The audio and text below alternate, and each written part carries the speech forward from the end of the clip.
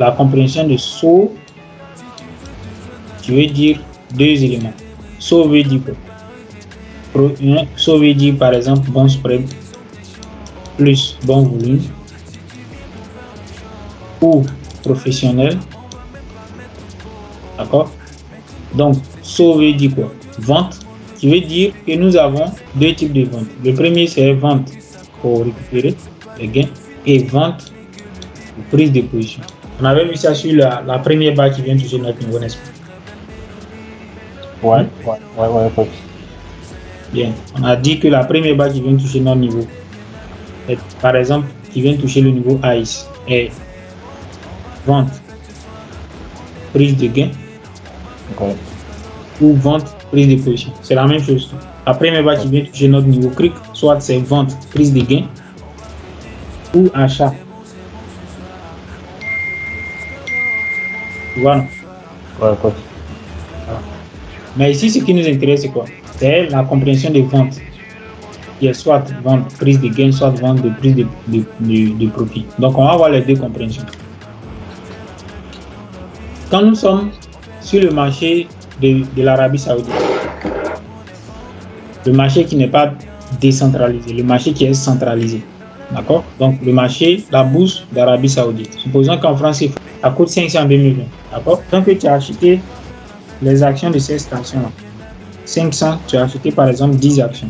Ils vont revenir à 5000 dans l'intervalle 2020-2022. Dans l'intervalle 2020-2022, le marché coûtait 500 en 2020. En 2022, coûte par exemple 2000. D'accord? Donc ici, on a par exemple 700. Ici, on a 650. Ici, on a 1000 francs. Et ici, on a 800. Ensuite, ici, on a 2000 en haut ici. Ça veut dire quoi au juste? Ça veut dire que si tu avais acheté les actions de cette compagnie à 500 en 2020, en 2022, une action coûte 2000 au lieu de 500 il y a 2 ans. Donc, si par rapport, donc là on va faire le lien entre tout ce que nous avons vu ici par rapport à la théorie d'Elliott. Parce qu'on a dit quoi? La théorie d'Elliott nous dit que si on atteint le point 5, on va avoir une correction, grande correction, n'est-ce pas? Ouais. Par rapport à la théorie d'Elliott, si tu regardes le graphique de cette entreprise-là, et que tu vois qu'on a fait pulsion, correction, pulsion, correction, pulsion, ce qui nous donne le point 5, et que au point 5, le marché coûte 2000, alors, parce que tu sais qu'il y aura correction qui va amener le marché vers 800, tu vas décider de vendre tes actions à 2000, au lieu de venir les vendre à 800. Donc, tu décides de fixer les gains à 2000. Donc, tu vas faire quoi? Tu vas prendre tes gains, donc vente, prise de gains à 2000. Ouais. Et que tu vends tes actions pour récupérer 2000. Donc, pour avoir un bénéfice de 1500, tu as acheté 500, tu vends à 2000. On va faire les bénéfices à partir de 2000. Donc, tu récupères tous les bénéfices que tu as eu. Si on va multiplier ici, ça fait quoi? Ça fait 1 fois 3. D'accord? Donc, ici, ça nous fait 3, ce qui nous donne 5000 par 3, ça nous donne 15 000. Donc, tu avais investi 5 000 francs CFA. Quand tu vends tes actions à 2000, tu récupères 15 000. Dans ce secteur d'Arabie Saoudite, on a une seule situation de vente. C'est que tu vends ce que tu avais acheté au préalable. Tu as acheté 500 en 2020, en 2022, tu vends ce que tu avais acheté en 2020. Quand tu vends, ça veut dire quoi? Ça veut dire que tu prends tes bénéfices. Tu fixes les gains, tu prends les bénéfices. Le deuxième type de vente, prise de position, ici, sur le marché centralisé de Arabie Saoudite, tu ne peux pas vendre comme prise de position. Ça veut dire quoi? Vendre, prise de position. Le marché, par exemple, il est à 2000. Et par rapport à la théorie d'Elliott, tu comprends que le marché va partir à la baisse. Donc, il va nous donner A, B et C par rapport au niveau 1,5. D'accord? C'est que tu es convaincu que le marché va quitter 2000 pour venir atteindre 800. Par exemple, laquelle tu as fixé tes gains à 2000, n'est-ce pas? Ouais. Maintenant, tu as fixé les gains, tu ne peux pas mettre de l'argent. Donc, vente, prise de position, c'est que tu ne peux pas mettre le système sur le marché. Les marchés centralisés ne permettent pas de prendre position à la vente avec investissement. Par exemple, tu veux vendre à 2000 avec 100 000 francs CFA ou bien avec tes 15 000 que tu as. tu veux réinvestir tes 15 000 à la vente. Ça passe pas. On te permet d'acheter uniquement. Tu vends ce que tu possèdes. Tu comprends? C'est que si tu veux vendre quelque chose, est-ce que tu peux vendre quelque chose que tu ne possèdes pas? Non. Tu vois? Donc, on a un seul type de vente. Donc, dans ce cas ici, là, entre le point 5 et le point C, s'il y a un mouvement qui va donner bon spread plus bon volume, donc on va nommer quoi? Saut. Alors, les gens récupèrent de l'argent. Tu vois, ceux qui sont en train de fixer leur gain, ils sont en train de prendre leurs bénéfices. Quand tu auras par exemple une barre à la baisse qui représente bon spread, bon volume, ça veut dire qu'il y a une grande quantité d'argent de personnes qui ont fixé les gains à ce niveau. Jusqu'à ce qu'on vienne atteindre le niveau 1,5. Ce secteur, on a eu saut, par exemple, bon spread, bon volume. Supposons qu'ici on est dans une mauvaise triangulation. On a NR et saut. Ça veut dire que les vendeurs, ou bien les investisseurs qui ont acheté par exemple cette entreprise-là en 2020, ils sont en train de fixer massivement les gains. Donc, ils sont en train de prendre leurs bénéfices, ils sont en train de sortir du marché de cette entreprise. Donc, quand on est dans une mauvaise triangulation, c'est ce qui veut dire quoi? Que le marché va continuer, les gens vont continuer de fixer les gains. Celui qui n'a pas pu fixer à 2000 va fixer par exemple à 1500 ou à 1000 francs ou à 800 jusqu'à ce qu'on atteigne les 500. Encore une fois, tu vois. Donc, dans ce cas-ci, le saut est égal à signe de faiblesse. Pourquoi signe de faiblesse? Encore une fois, je l'explique. Parce que quand on prend les entreprises de station, par exemple, qui investit, cette entreprise-là, en soi, est le professionnel. Et que quand on prend le graphique de cette entreprise, tu as dit comment ça s'appelle? Petrolabic. Cette entreprise Petrolabic, quand le marché était à 500 et qu'ils ont quitté de 500 jusqu'à 2000, ce qui veut dire que leurs actions étaient en pleine performance. Et que les actions ou bien les investissements, le capital de Petrolabic ne fait qu'augmenter. Les chiffres d'affaires de Petrolabic ne font qu'augmenter. Nous allons à la hausse. Si ici, par exemple, les pulsions, je vais prendre les pulsions. Toutes les pulsions, on a eu source et source. Par exemple, supposons que ici c'est NR, d'accord, on va regarder le NR. Donc, on a eu source ici et source ici. Ce qui veut dire que de 2020 à 2022, on a eu les actions de Petrolabic qui étaient en pleine expansion, en pleine évolution positive.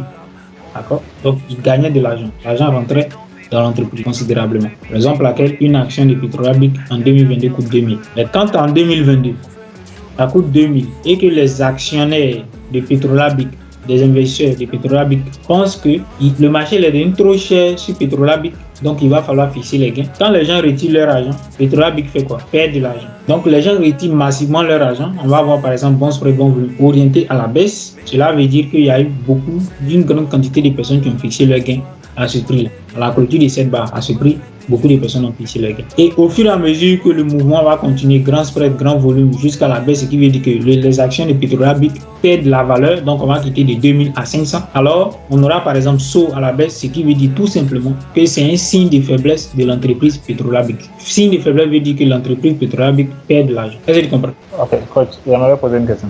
Oui. D'accord, si je comprends bien là, chaque correction, on peut lui donner ce signal au saut là. Non. Puisque la correction ne veut pas dire que c'est signe de faiblesse. La correction, je viens de donner, j'ai dit quoi? Bon spread, bon volume, c'est saut. La correction ici, là, c'est NR. La correction, ouais, NR. Ouais. C'est NR. Si on n'a pas. Je parle de la grande. Ça ne veut pas dire que les gens fixent les gains. Je parle de cette correction là. Je parle de ABC.